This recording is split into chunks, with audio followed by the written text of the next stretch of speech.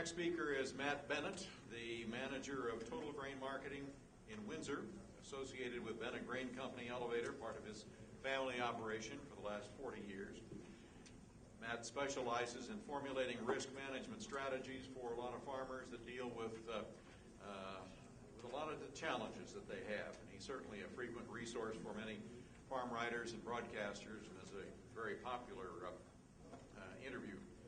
Matt graduated from the U of I in the spring of '96 with a degree in Ag Econ, joined the family farm and the family grain elevator. He remains part of the 3,000-acre Bennett family farm with his father. He is a specialist in marketing plans, integrating crop insurance into marketing plans and helping farmers manage revenue risk.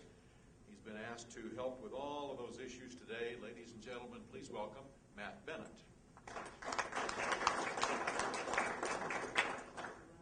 When you write your own bio, you can sure make yourself sound good, can't you? Thanks, Stu, for having me. Talked quite a bit the last few weeks about choices you might make and how it's going to affect you. For instance, how many of you guys feel like you might have screwed some stuff up in the last crop year, whether it be crop insurance or with pricing, or not using your pricing effectively along with your crop insurance? Because if there's one or two guys, they're the only honest guys in the room. But, the bottom line is this. Last year was a challenging year, right? And if we don't take last year's information and use it this next year and in the following years in our careers, what good did it do to survive last year? Because the bottom line is this, we were able to navigate through it fairly well, but a lot of people, really struggled. There's people that market with me that have never bought, crop insurance, and we strongly recommend every year to buy crop insurance. I want to say up front, I'm not a crop insurance salesman, because you might think I am by the time I'm done, but I'm not. It's just that I strongly believe in it for a couple of big reasons, and one of the main ones is this. When you have a proper crop insurance policy, you can actually use that in your marketing plan, and you're not handcuffed on what you can do marketing-wise. For instance, with a harvest price option this past year, when Stu had me come talk, the main thing I talked about was this. Corn was trading over $8. If you had a harvest price option, what could you do at that point? You could hedge it. Hedge the crap out of it, right? Hedge it at $8 or $8 plus. Go to your banker and say, hey, I've got 180 APH. I got 150 guaranteed yield on an 85% policy. What's that gross income? $1,200, right? That's my boss. That's the worst I can do. And how many of you guys, after the stress that your bankers went through last summer, if you went and sat down and told him $1,200, the worst I can do, how many of your bankers would have given you a high five and said, let's get on? Because I don't know how many times I made this presentation, and bankers called me up. I didn't know who they were. Hey, so-and-so heard you talk. What's the deal with this? Is this true? Yeah, it's true. We've been doing it all the time. How many of you guys feel real comfortable with the way our government is making decisions these days? It was interesting to hear at lunchtime. I really hope what Mr. Davis said is right, and that we can keep crop insurance as cheap or cheaper than what it is right now. I really hope that's the case. But my first slide might help explain some things about the government that might tell you a little bit more. This is Ben Bernanke as a child, and he developed, some tendencies early on in his life. But I'm going to just fly through a few slides because there'll be a little bit of redundancy from a couple of the earlier presentations, and I'm going to focus pretty strongly upon my number one goal that I always talk about, and that's profitability. If you hear me talk on the radio, I'm not always the type of guy that talks technicals. I do like talking fundamentals, but the main thing I want to talk about is profitability, because right now, if you've got the chance to sell corn at 5 1/4, if you have a normal crop year, are you going to make money? And if you hedged it? Did somebody say something? Yes? Yes, the answer is yes, right? So if we're not doing anything, we got to ask ourselves, why aren't we doing anything? Because I don't want to see you raise your hand and say, you know what, I'm going to hedge everything. I'm going to do it today. Right? Is that the right thing to do? Well, maybe it is for you personally, if you're the type of person that's willing to take that plan and actually massage it if it needs it moving forward. All right? Now, if you want to step out and hedge 30, 40% of your bushels, don't be afraid that you're stepping out too much because you're doing so much of a percentage, because you can always do something in addition to that. You know, if you step out and hedge 40% of your bushels, who's to say if we drop out until the end of planting time, you can't step in and buy call options? I mean, how many of you guys bought calls against sales last year? And you don't have to raise your hands if you didn't. But if you bought calls against sales last year, you made more money on call options than you ever made in your life in a short period of time. Right? How many of you guys had to buy out of contracts? I mean, you didn't have to, but you wanted to sleep at night. Right? You had to do one of two things last year. If you didn't think you were going to have a crop, you had to either buy out of contracts or you had to buy calls. And if you didn't do either one, it cost you severely. Right? We don't have to harp on last year. But again, what can last year teach us? You know, is there a chance for a repeat? What did we learn? How do we navigate it? This is a slide. I used this, I think, last year when I came. This is my son in the middle of our field. How many of you guys had fields that look like that? The reason why I put this on here is because that's what ours looks like right now. I've been doing this all over Illinois and in Indiana. You know, and there's places in northern Illinois where 3 weeks ago, their creeks and streams were dry. They were scared to death. I was in DeKalb at the end of January, and they said, man, it's dry up here. They were pretty worried about it. You get west of Mississippi, it's the same thing. I don't know if you guys have seen the drought monitor yet, but that's what it looks like, you know, a week ago. And that's what it looked like last year, just for reference sake. And so if we're thinking about what's the chance for a repeat, obviously they've gotten some snow out west of Mississippi, but keep in mind this.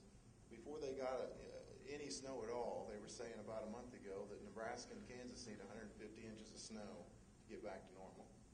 And maybe they're going to end up with 2 feet. I don't know. It's not even close to enough, though. So a lot of these slides, I'm going to kind of go through them because you've already seen most of this stuff and talked about it. Keep in mind, whenever our usage comes down, it doesn't come right back, right?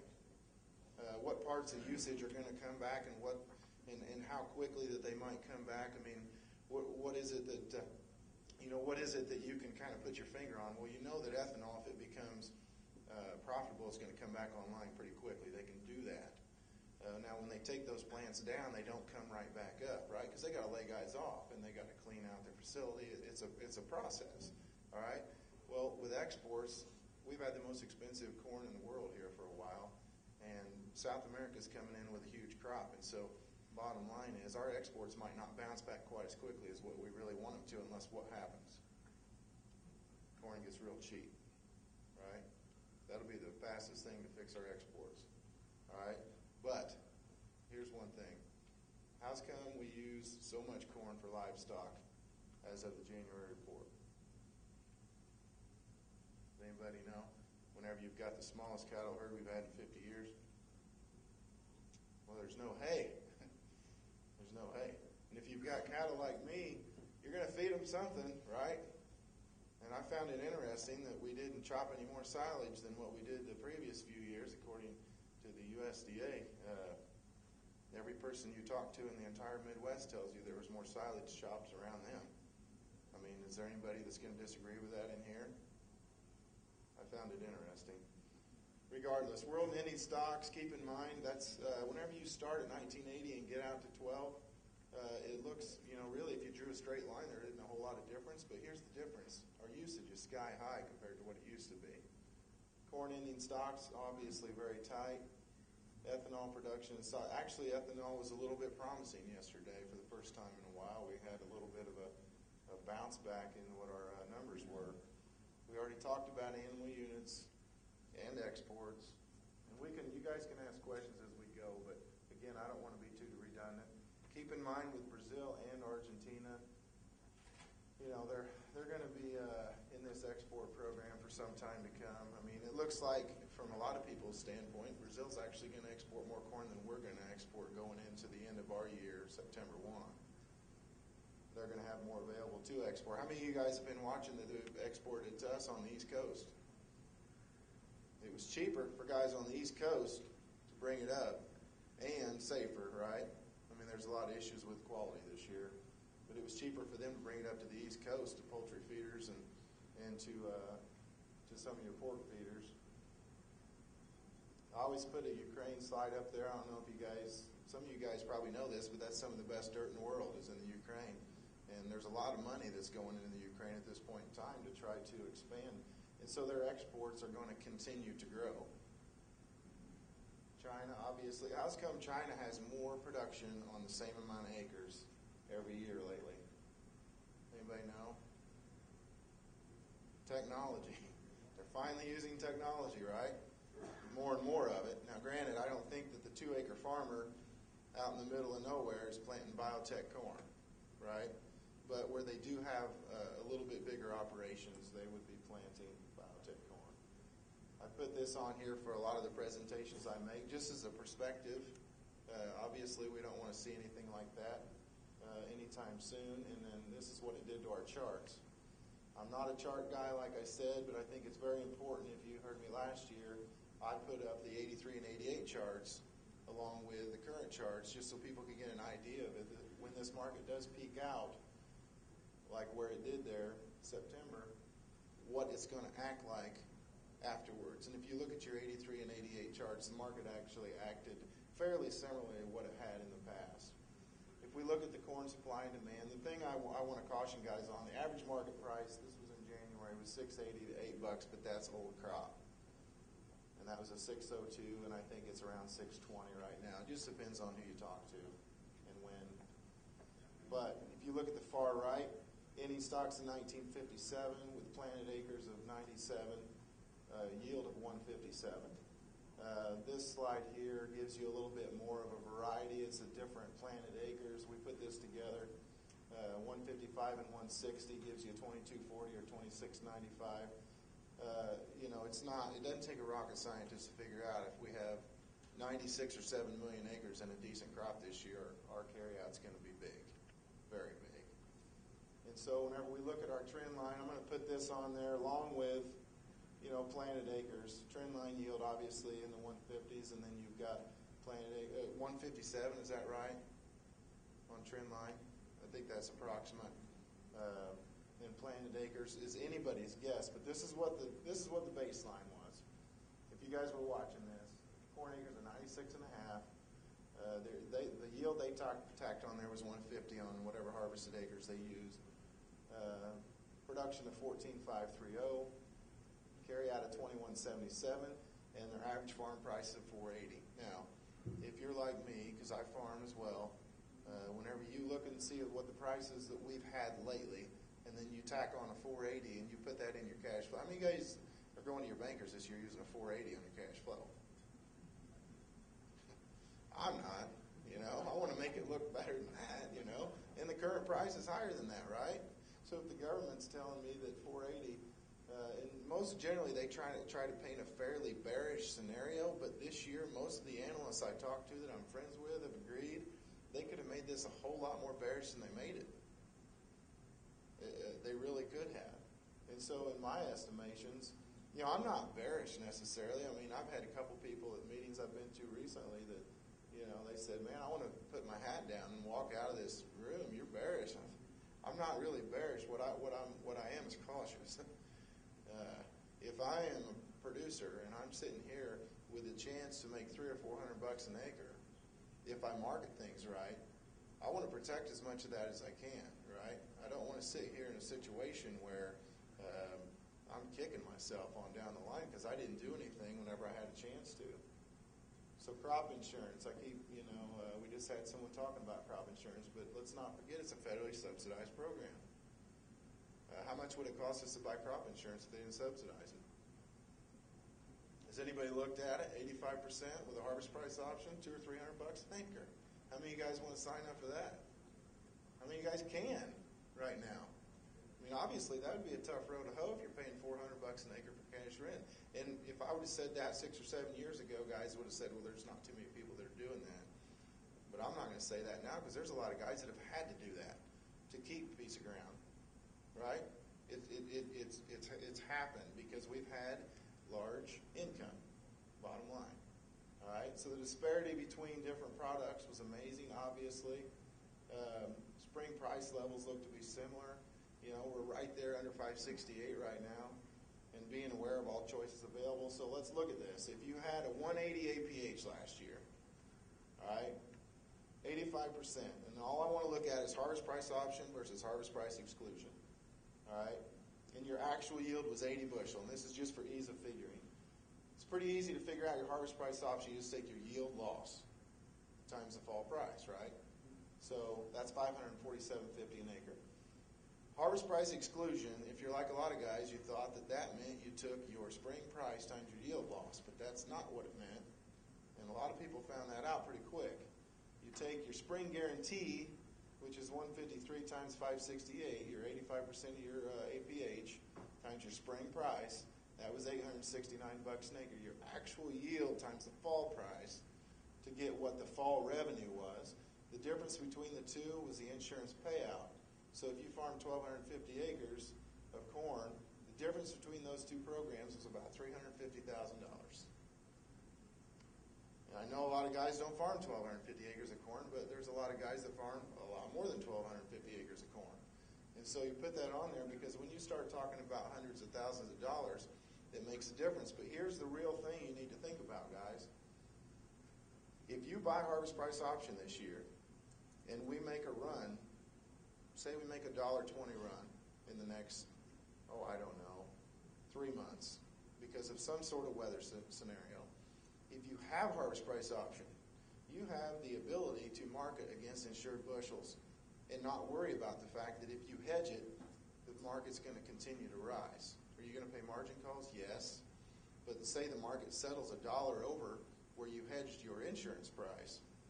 Well, the insurance price in the fall that you get paid on is going to be based upon that level, right? So say you hedge it at $7, right? If the market goes to $8, the fall harvest price is going to be $8.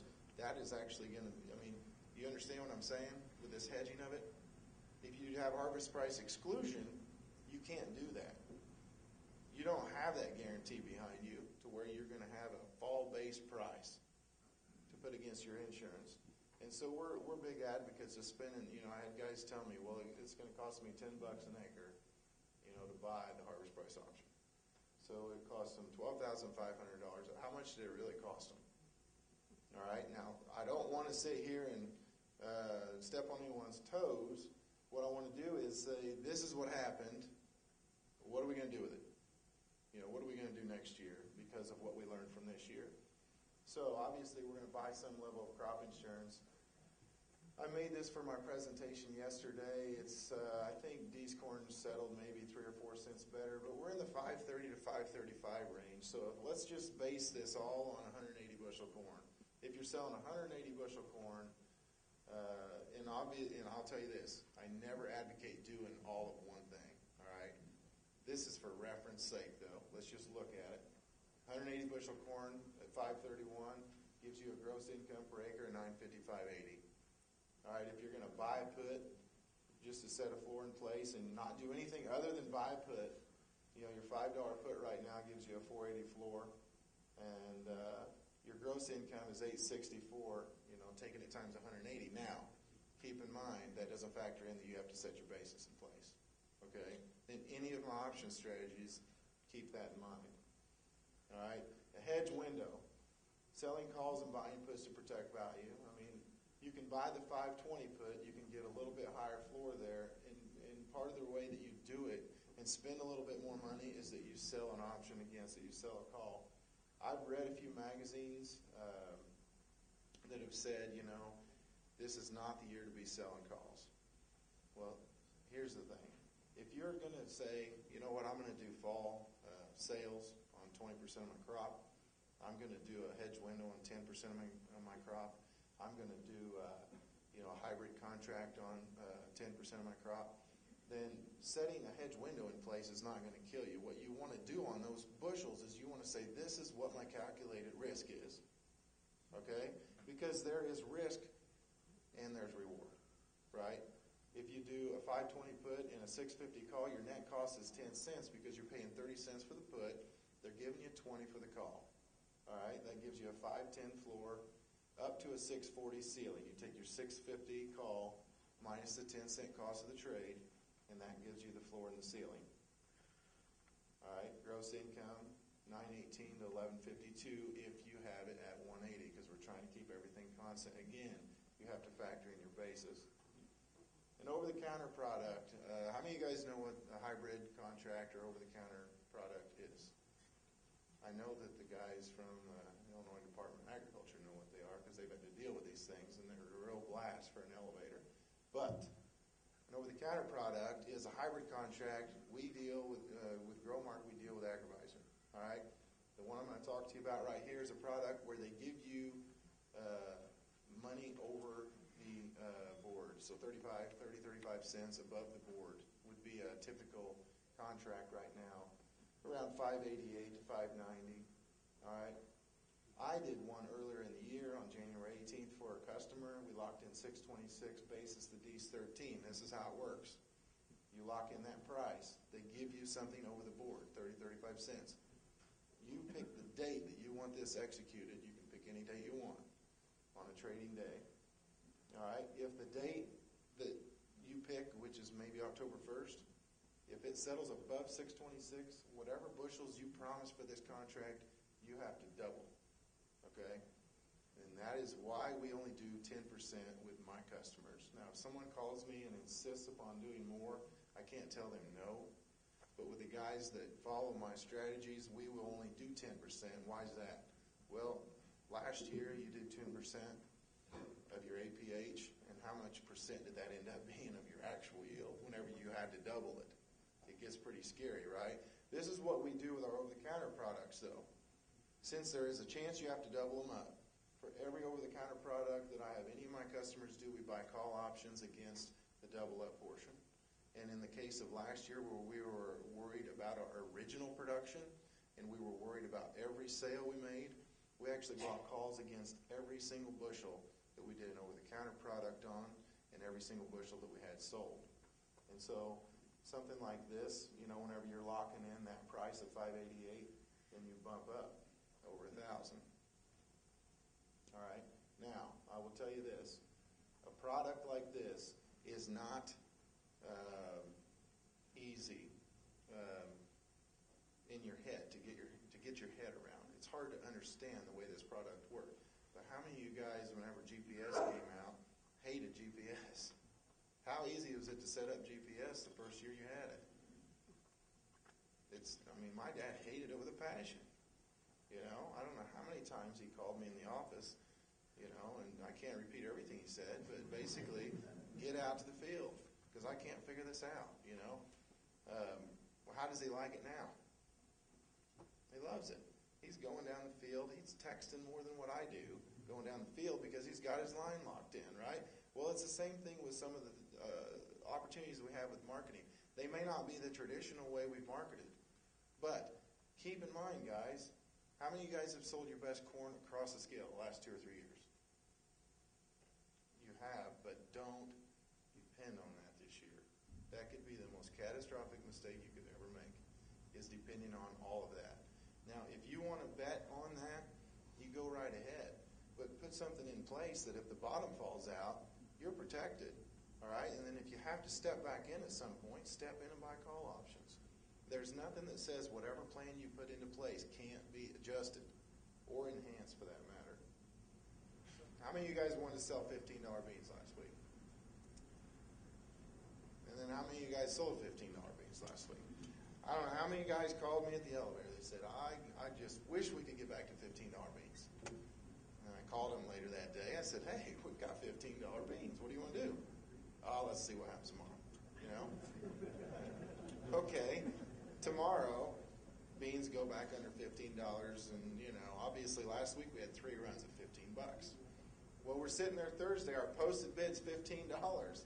I called several guys and said, look, you know, do you want to put an offer in? If we get above 15, do you want to do something with it? Because this is what I recommend. I've been there before. I'm not trying to make fun of anybody. It's hard to market. Marketing's not easy. really stinks sometimes. If you get above the price that you were originally going to be happy with, but you don't want to go ahead and execute it, put a stop in. Tell your elevator, I don't want to take less than 15 bucks. All right, so I want to speculate on maybe it's going to run. Last week, we broke through a bunch of technical resistance. If you listen to anything on the radio, that's what they would tell you. All right, so general thinking would be it really marched forward. We got up to 1528 was our posted bid. And then what it closed on Friday? About 1480. And you know what everybody told me on Friday afternoon? God, I wish I could sell beans for 15 bucks. Had plenty of chances. Oilseed production is going to continue to rise, guys. Why?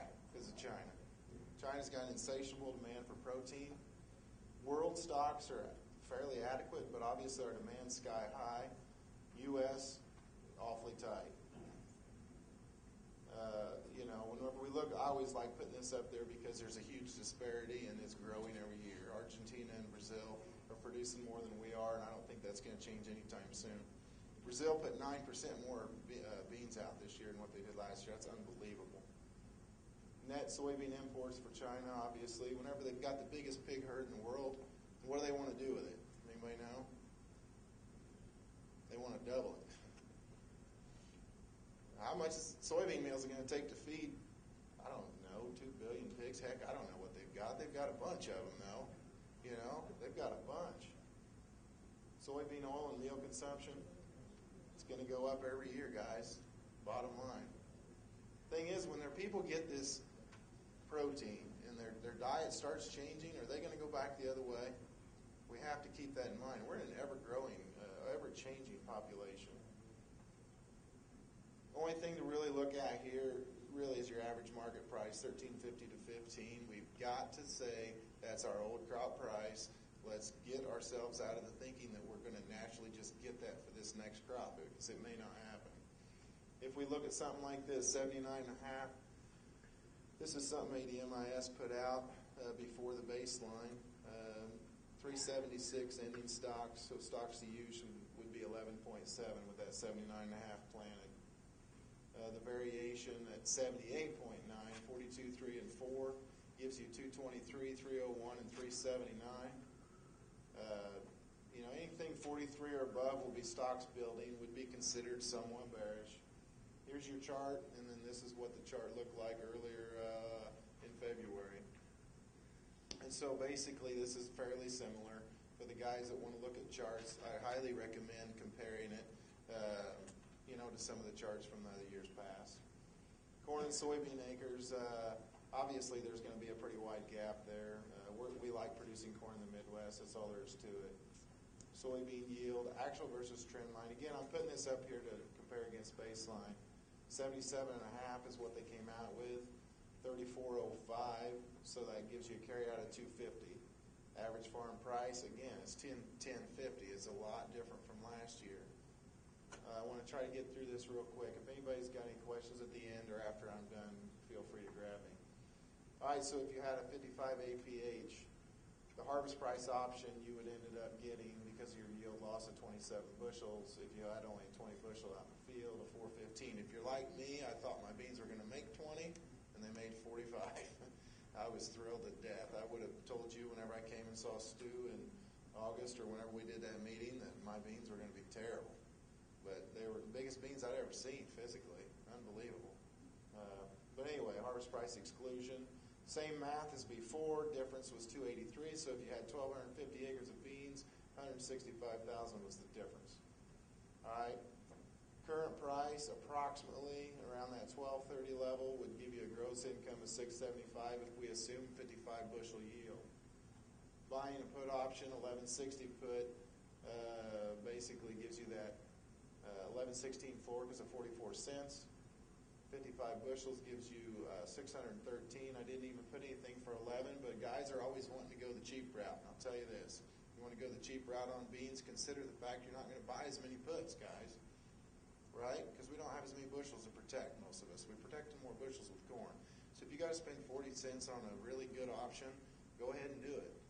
Hedge window, selling calls and buying puts. So you buy the $12 put at 60, sell a $15 call And I didn't explain this as well. I'll explain it, and the same thing can be said for the hedge window with corn, is you're going to tell the market, you know what, I'm okay selling $15 beans, or I'm okay selling $6.50 corn. I'm okay with that window, because how many of us sitting right here today would like to sell beans for $15? I'm talking new beans. I mean, we've had our chance. We've already been over that. We had our chance with the old beans, right? But we want to do it. But when it gets to 15, do we want to sell them? No. Lock something in place. It gives you a gross income 640 to 805. The over-the-counter product is the same math, but they give you usually 60 to 70 cents over the market. I booked one at $13.97 on the 30th. It's currently in that $13.15 to $13.25 range. They give you the gross income down here is $7.23. So those are your different scenarios, the different levels. I put 60 bushel at $10. If we have a big bean yield this year and have any acreage at all, we're probably looking, at a chance to dip below $10 at some point in time. Demand's sky high, guys, but the world situation is that there's going to be a fair amount of beans available. So the conclusions, profitability is the name of the game. I always tell guys, you can read too many magazines. Sometimes you need to put the magazine down and say, okay, here's my cost of production. Here's what I know I'm going to get if I have an average crop. All right, how can I lock the most profit in right now? I don't want to put all my eggs in one basket. I want to be able to spread my risk. Do not underestimate how high or low this price can go. Part of the reason why I say that is if you think doing a hedge window is a great idea, don't be like a lot of guys and saying a small amount works, so let's do a big amount. How many of you guys want to hedge with short calls 60% of your bean crop this year? That could be catastrophic, right? Especially if you don't have the beans to back them up. And then be intentional about enhancing your marketing skill set and be prepared to do things differently than in the past. I think that marketing is just like a lot of parts of agriculture, where we need to be willing to be flexible and we need to be willing to learn new skills and develop new skill sets, because if we don't, we're going to get left in the dust. Any questions?